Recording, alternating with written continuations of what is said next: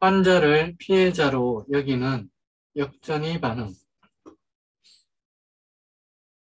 치료자가 환자를 피해자로 인식하는, 실제로 그런 인식이 전적으로 타당할 수는 있지만 행위는 궁극적으로 역효과를 낳을 수 있는 특수한 형태의 치료적 열정을 불러일으킨다. 많은 경우 치료자는 우울한 어머니 혹은 아버지에 대한 어린 시절 기억과 오랫동안 가족 내에서 치료자 역할을 맡았던 패턴으로 인해 구원 환상을 품게 되는 기질적 경향을 갖고 있다. 따라서 환자가 가진 피해자로서의 자기 표상이 투사적 동일시를 통해 구원자 역할을 자극하고 이것이 치료자 내면에 이미 존재하는 구원자 욕구와 결합하면 이 두 요소가 강력한 역전의 상련을 생성하는 시너지 효과를 발휘할 수 있다. 환자를 피해자로 간주하는 역전의 결과를 보여주는 가장 인상적인 사례의 하나로 산도르 페렌치의 임상 일기에 관한 연구를 살펴볼 수 있다. 페렌치는 프로이트와의 분석 경험에서 환멸을 느낀 후 아동기 시절에 실제적인 성적 외상을 입은 피해자라고 간주했던 자신의 여성 환자들을 새로운 기법으로 치료하려 했다. 환상의 역할을 강조한 프로이트와 달리 그는 그런 환자가 어린아이로서 사랑을 받아본 적이 없기 때문에 사랑을 받아볼 필요가 있다고 생각했다.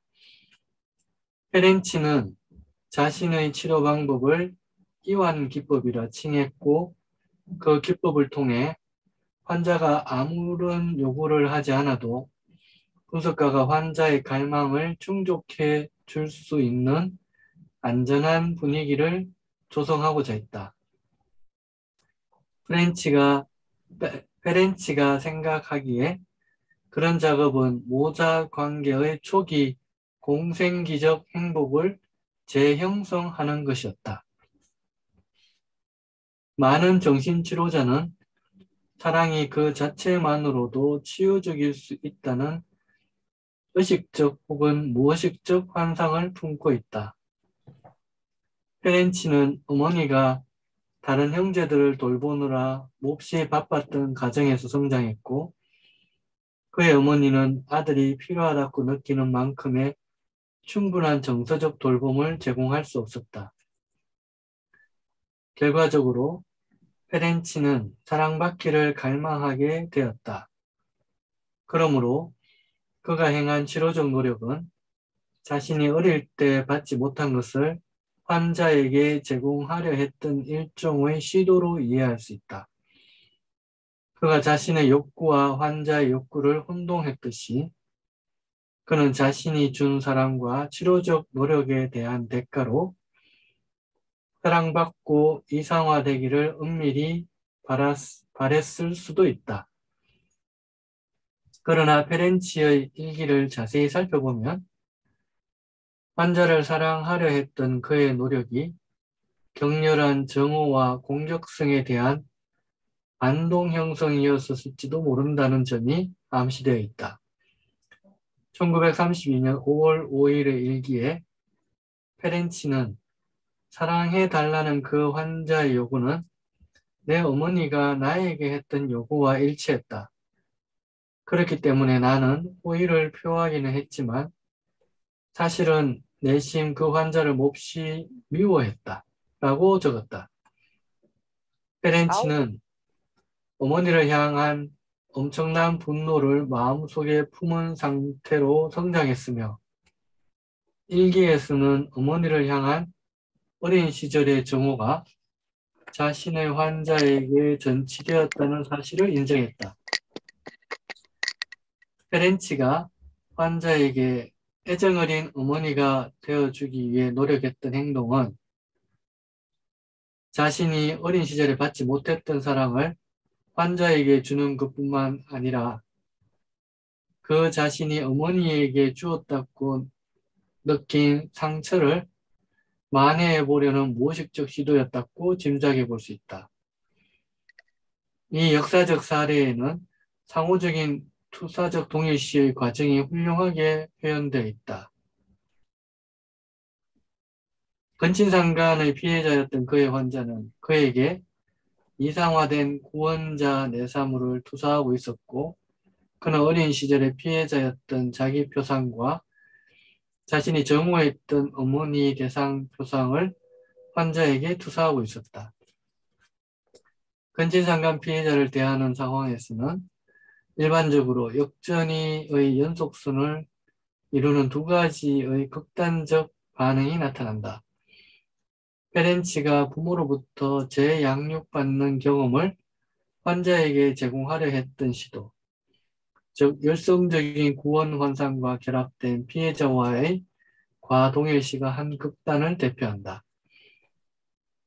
이러한 역전이 반응에서 특징적으로 나타나는 관점은 근친상간이 그 환자의 모든 정신병리를 설명한다고 보는 것이다. 역전이 연속선상에서 반대쪽 극단을 대표하는 반응은 회의주의 혹은 노골적인 불신이다. 많은 임상가가 아직도 환자가 털어놓는 범죄 피해 이야기를 믿지 않는다.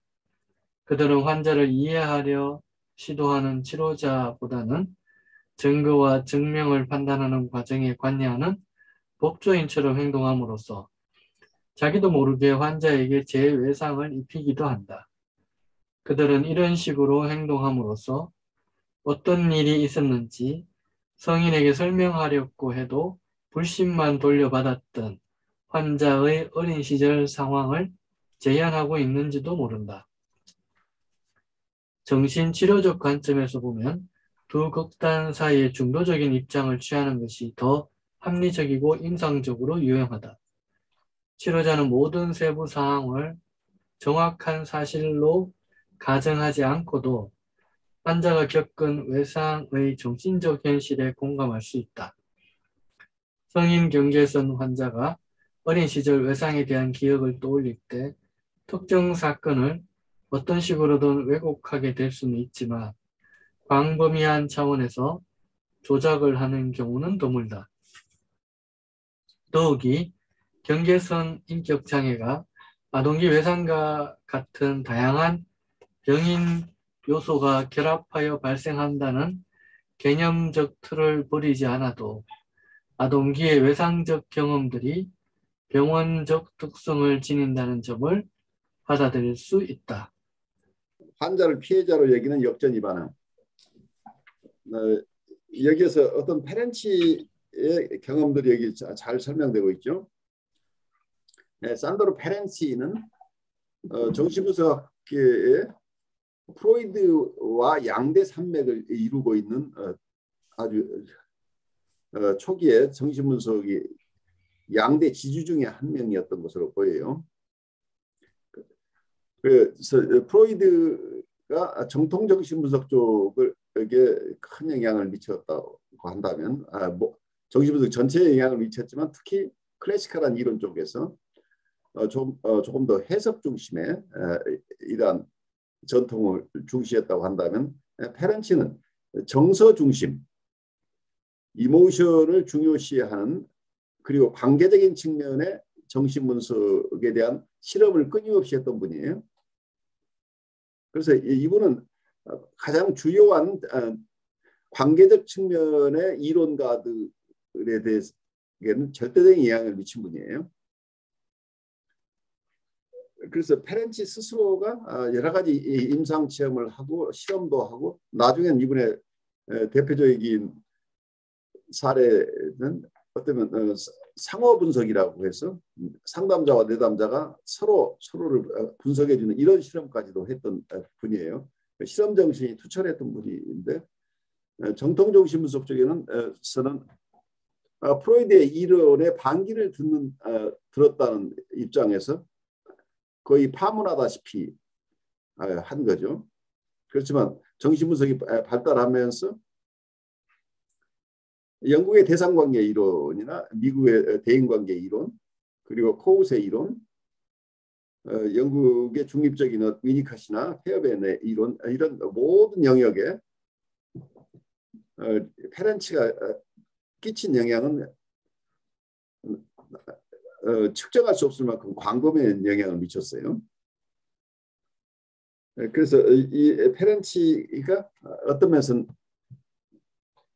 내담자에 대한 연구도 중요했지만 자기 스스로의 정서를 살피는 이런 쪽에 역전위를 살피는데 굉장히 열심히 노력했던 분으로 생각이 돼요. 그래서 자기 스스로 내담자와 관계에서 어떤 정서를 체험했는지에 대해서 가장 잘 살폈던 분이 아닌가 싶은데, 그래서 이분의 임상 모델은 굉장히 관계적인 모델의 원형이다라고 생각하시면서 여러분들이 이 내용을 들으면서 느낀 거 있으면 잠깐 나누시죠.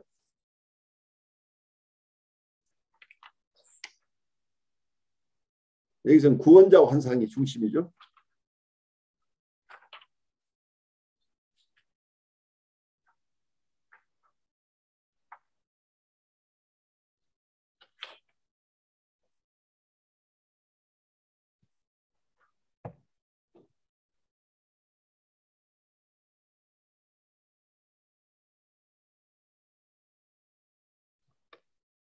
보드라인 환자를 만나면서 여러분들이 느끼는 정서, 이분들은 누구나가 와서 자기 어려웠던 상황을, 특히 자기의 성장 과정에서 가장 중요했던 어머니나 아버지, 그리고 주변에 있는 분들이 자기를 얼마나 이해해 주지 못하고 자기가 자기에게 필요했던 정서에 공감해 주지 않고 지지해 주지 않았고 자기를 등한시했는가 하는 얘기를 굉장히 설득력 있게 이렇게 하죠. 그러면서 상담이 길어지면서 계속해서 이분은 원대상과의 관계에서의 박탈뿐만이 아니라 그 이후에 다른 중요한 대상들과의 관계에서 실패했던 경험들을 계속 얘기를 하죠. 그래서 끊임없이 이분들은 자기를 희생자로 드러내는데 아주 전문가가 돼 있어요. 실제 희생 어떤 면에서 많은 피해를 보신 분, 빅팀이라는 이런 얘기가 상당 부분 초기 단계에서 어떤 박탈이 있으면 어떤 이분들이 피해자라고 하는 것을 인정할 수 있는데, 그렇다고 그분들 얘기가 전부 맞는 것은 아닌데 이분들은 all good과 all bad라는 개념을 가지고 있기 때문에 좋은 대상이라는 개념이 굉장히 약하다는 얘기예요. 그래서 자기에게 아무것도 해주지 않았던 부모, 자기가 아무리 얘기해도 귀 기울여 주지 않고 자기를 버리고 돌보지 않았던 부모에 대한 인상이 있는데, 보통 여기서는 멜라니 클라인이 얘기했던 PS 포지션에서 한 발자국도 벗어나지 못한 거지, 이 심한 분들은. 그래서 all good하고 all bad object만 있다는 얘기예요. 무조건적으로 자기를 다 자기를 수용해주는 대상을 이 사람들이 이상적인 대상으로 보는데, 실제 이분들이 기억하고 있는 대상은 아무것도 해주지 않은 가장 나쁜 대상으로 all bad한 이미지를 가지고 있다는. 그래서 그 all bad 이미지를 가지고 계속 얘기를 하고 있고, 그리고 그 이후에 또 하나 프로이드 여기서 고식으로 얘기하면 어머니가 셀프 오브젝트가 돼줘야 되는데, 어머니나 아버지가 셀프 오브젝트 기능을 다 충분하게 못했으면 이분들은 또 계속해서 가능하면 이분들이 이제 성장하면서 누군가가 자기에게 친절하게 자기를 수용해 줄 만한 그런 사람이 있으면 그분에게 전이정서를 일으키는데, 어떤 면에서 이상적인 어머니나 이상적인 아버지가 되달라는 이런 전이들이 일어나죠. 그런데 처음에는 이상적인 대상으로 이렇게 관계를 맺다가 이분의 요구는 all good object니까 모든 경우에 다 자기 욕구를 들어주는 대상은 세상에 없기 때문에 반드시 거기서는 어떤 면에서는 실패가 일어나죠.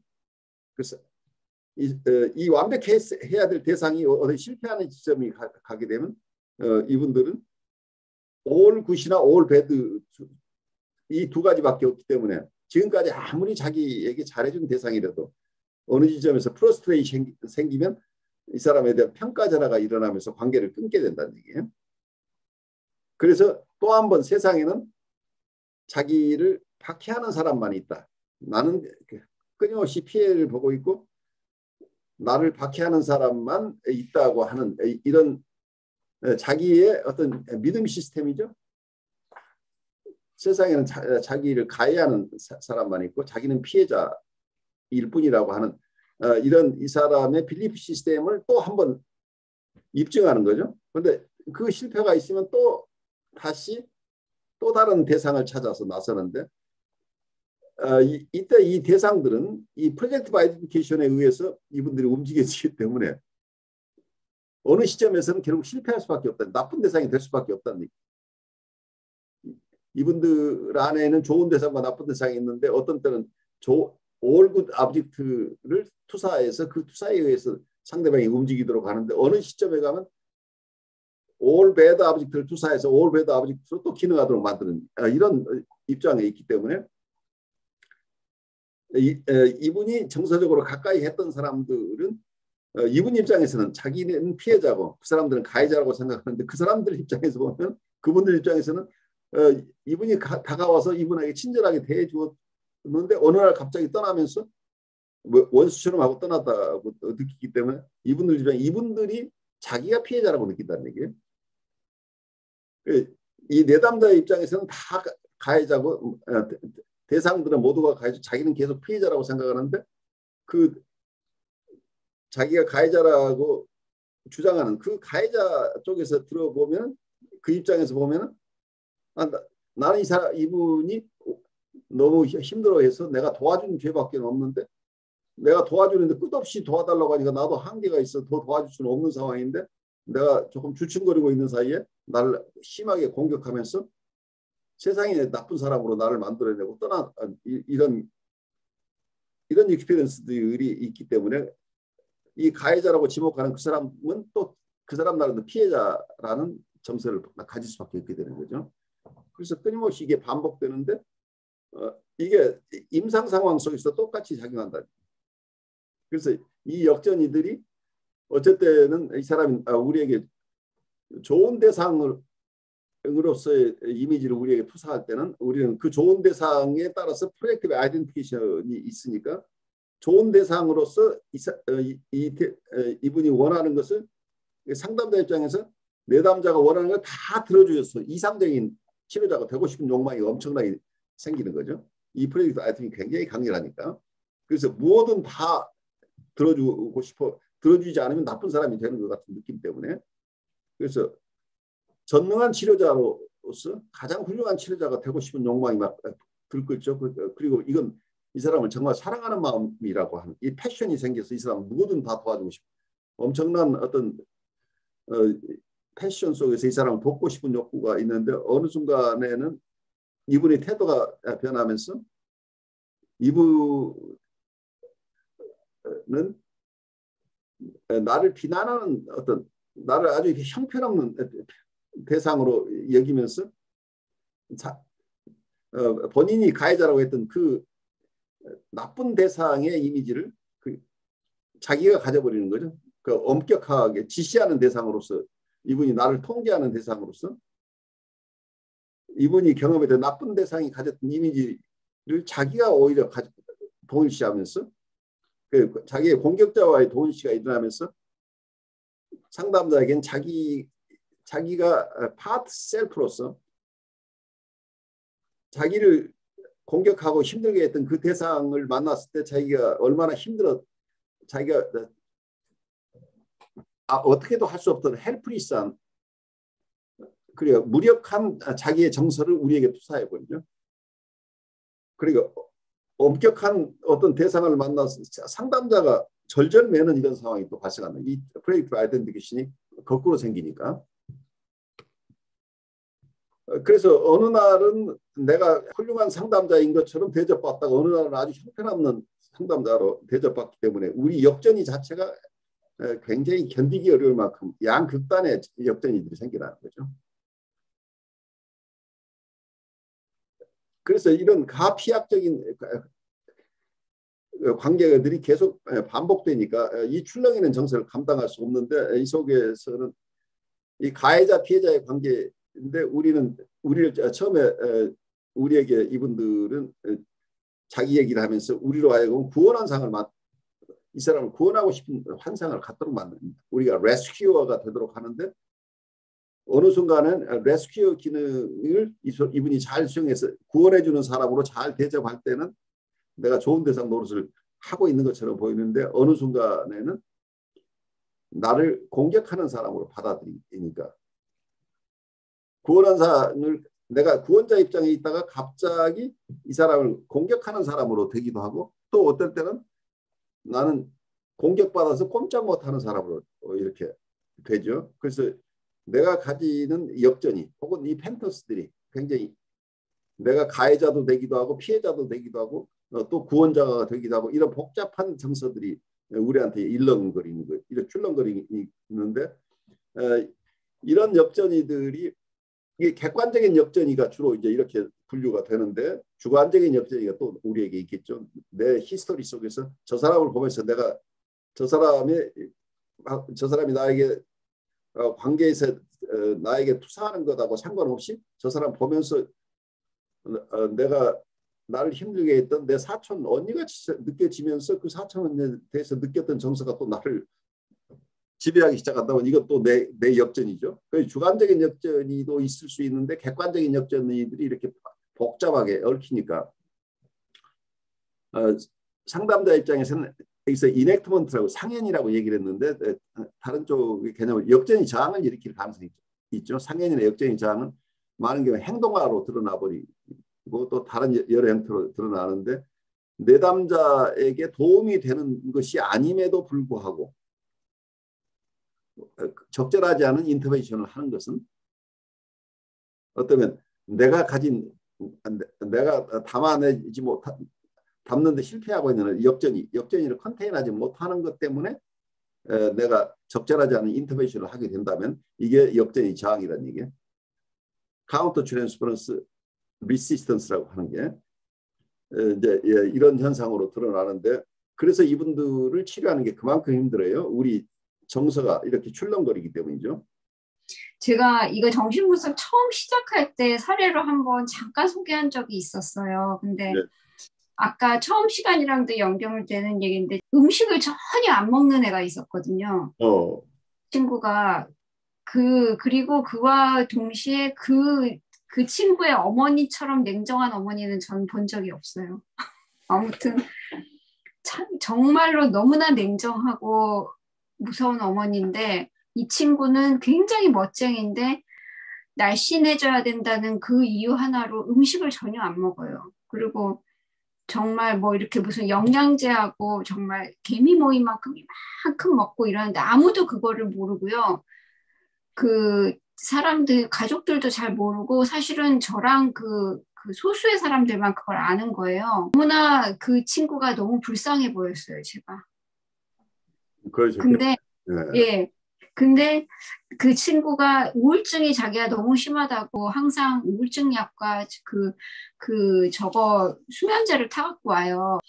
그 정신과 의사 선생님한테는 이 친구가 이 심각한 얘기를 전혀 안 하는 거예요. 그러고 정신과 선생님이라 그래갖고 무슨 점쟁이 신은 아니잖아요. 얘기를 안 하면은 그 느낌은 있지만 다 알 수는 없는 거죠. 밤에 잠이 안 오니까 그냥 수면제만 좀 주세요. 이런 식으로 해갖고 약을 타갖고 와요. 근데 제가 한 2년간 1년 반 정도 이 친구를 지켜보니까 이 친구가 죽을 것 같은 거예요. 아무래도. 걱정이 되신 거예요. 예, 걱정이 돼가지고 제가 어떻게 했냐면 그 정신과 선생님한테 가갖고 그 얘기를 막 했어요. 이 친구가 밥을 전혀 안 먹고 너무나 이 우울한 게 심하다. 이런 얘기를 한 거예요. 그랬더니 어떻게 됐냐면은 그 정신과 의사 선생님이 이 친구 보고 자기는 이 역부족인 것 같다 그러면서 다른 좋은 선생님 소개해 드릴 테니까 가시라 이렇게 됐어요. 그러니까 지금 연쇄 반응이 일어났죠? 한재님이 예, 견디지 못해서 이게 내가 가서 구원 환상을 통해서 내가 행동을 했어요. 근데 예, 이 정신과 의사 선생님도 그 정서를 듣고 그걸 스스로 감당을, 감당하기 어려워서 예. 다른 분에게로 추천을 하겠다고 지금 이런 상황이 됐는데 어떻게 되는지 좀 더 얘기해 보시죠. 예, 그래서 아무튼 그랬는데 그 당시에 저는 이 친구가 너무 불쌍하고 저 아니면은 이 친구한테 도움을 못 줄 것 같았어요. 그렇죠. 사실은. 예.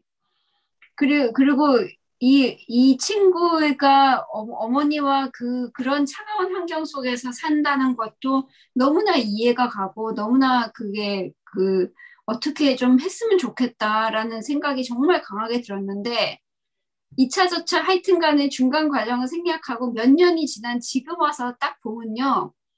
이 친구가 자기 엄마랑 똑같아요. 그 지금 자기 어머니의 모습과 지금 비슷하게 돼 있고요. 그 어머니가 쇠약해지셨을 거 아니에요. 그 친정 어머니 쇠약해지시고 밥은 조금 더 잘 먹게 됐는데 옛날에 내가 왜 얘를 그렇게까지 불쌍하게 생각했지? 라는 거랑은 그 딴판으로 굉장히 그렇고 저 아까 나쁜 대상, 좋은 대상 얘기하셨잖아요. 네. 저에 대한 태도도 그 좋은 대상과 나쁜 대상이 너를 띄어요. 그러니까 예, 도움을 줄 때는 야 너밖에 없다 이거지만 어떨 때는 너무나 냉혹하게 정말로 막 약간 이렇게 자기 엄마가 그러듯이 막 이러는 그런 친구가 된 거예요. 그래서 몇 년 동안 제가 정신분석을 공부하고 나서 내가 다시 보니까 조금 다른 시각에서 보이는 건가 모르겠지만 아무튼 그런 제 개인 사례가 있었어요. 아주 중요한 사례죠. 이분의 어떤 부분 대상으로서 어떨 때는 이상화된 대상으로 내가 느껴지다가 어느 순간에는 아주 형편없는 대상, 자기를 전혀 이해하지 못하는 대상으로 이렇게 느끼기 때문에 그 정서를 견디는 게 굉장히 힘들다는 거죠. 우리가. 예. 오히려 그 친구가 더 아팠을 때, 더 아프다고 느껴졌을 때 몇 년 전에가 훨씬 더 애가 쓰였던 것 같아요, 저는. 그분이 너무나. 더 힘들었을 때 그때 어땠다는 말씀이시죠? 아니, 그때는 저밖에 없는 것 같이 느껴졌는데, 그렇죠. 예. 지금 요새 이렇게 그 친구를 보면은 굉장히 이게 옛날보다 에너지가 조금 생긴 건 있는데 엄청나게 나쁜 에너지를 발현하는 그런 능력이 더 생긴 것 같은 거예요. 네. 그러니까 음, 예, 주의에 대해서도 옛날에는 굉장히 이렇게 나는 너무 피해자고 너무 불쌍해 약간 이런 식이었는데 요새는 그거랑 엄청나게 핍박하는 그런 행동을 이렇게 번갈아 가면서 보여요. 그러니까 저뿐만 아니라 주위에. 그 부분에서 공격자와 동일시가 지금 강하게 일어나고 있잖아요.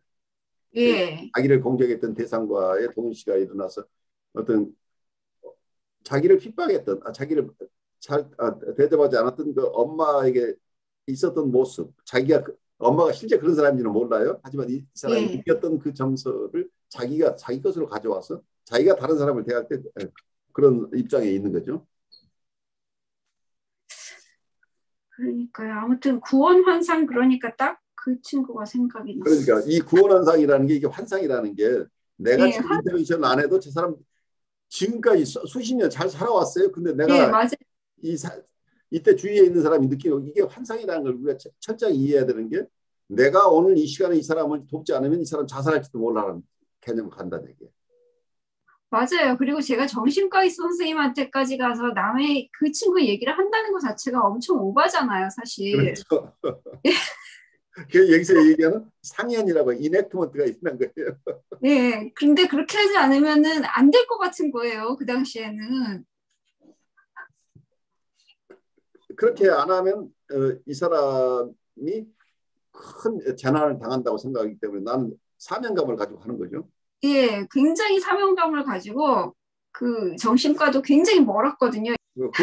구원자가 된다고 하는 것은 내가 십자가에 못 박힌 사람이니까 예. 나의 안위를 돌보지 않고 정말 저 사람을 돕겠다는 거니까 얼마나 숭고한 뜻을 가졌어요. 숭고한 뜻을 가졌는데 사실은 이 숭고한 뜻에 의해서 저 사람이 도움을 받는 게 아니라는 것을 이해해야 돼요.